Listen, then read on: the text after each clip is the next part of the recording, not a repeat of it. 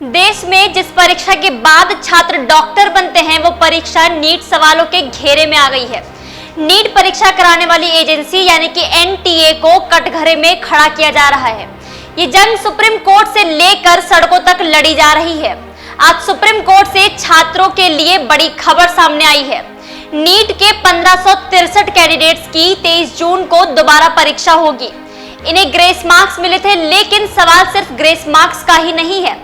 सवाल ये भी है कि पहली बार नीट में 67 छात्रों ने टॉप कैसे किया और एक ही एग्जाम सेंटर से 6 छात्र टॉपर कैसे हो सकते हैं। सवाल ये भी है कि ऑफलाइन परीक्षा में देरी का पैमाना क्या है। तो इन्हीं सब सवालों पर चर्चा करेंगे, तो चलिए शुरू करते हैं। नमस्कार, मैं हूं ऋतिका वर्मा और आप देख रहे हैं द लीडर हिंदी।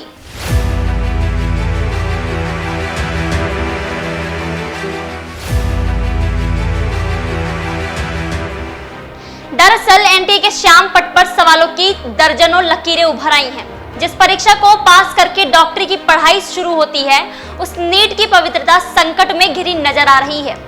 कथित गड़बड़ियों की त्रिज्याएं ईमानदारी के परिमापों को तोड़ रही हैं। वहीं डॉक्टरी का सपना सजोए सैकड़ों छात्र असमंजस के त्रिभुजों और आयतों में फंसे नजर आ रहे हैं। याचिकाकर्ताओं की वकील सुरति चौधरी ने कहा कि 3 मुद्दे मुख्य हैं। पहला, ग्रेस मार्क्स, दूसरा पेपर लीक से जुड़ा है और तीसरा मुद्दा गलत सवालों का। इन सवालों का जवाब जिन छात्रों ने दिया, उनके साथ क्या कोई भेदभाव नहीं हुआ? नीट की परीक्षा जितनी कठिन है, उनके परिणामों के बाद विरोध कर रहे छात्रों के सवाल भी उतने ही कठिन हैं। छात्र जानना चाहते हैं कि 67 कैंडिडेट्स कैसे टॉपर हो सकते हैं। एक ही सेंटर के 6 छात्रों के 720 में से 720 अंक कैसे आ सकते हैं।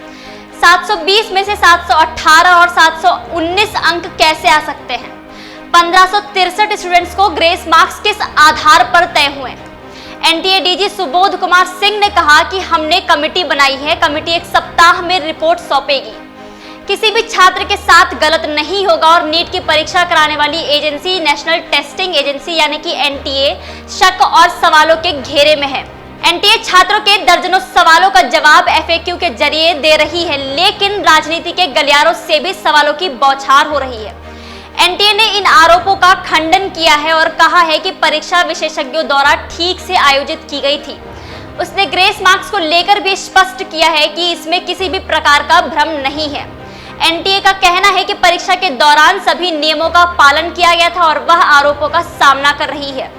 वहीं सुप्रीम कोर्ट ने यह कहा कि किसी भी छात्र के साथ अन्याय नहीं होना चाहिए और वह नीट परीक्षा के मामले में न्याय का सही निर्णय लेगा। इस संबंध में अगली सुनवाई 8 जुलाई को होगी, जिसमें आरोपियों के तर्कों और सरकारी वकीलों के जवाब की खोज रहेगी। बहरहाल अब इस मामले पर आगे क्या होगा, इस पूरे प्रकरण पर आपकी क्या राय है, कमेंट बॉक्स में जरूर बताइएगा। धन्यवाद।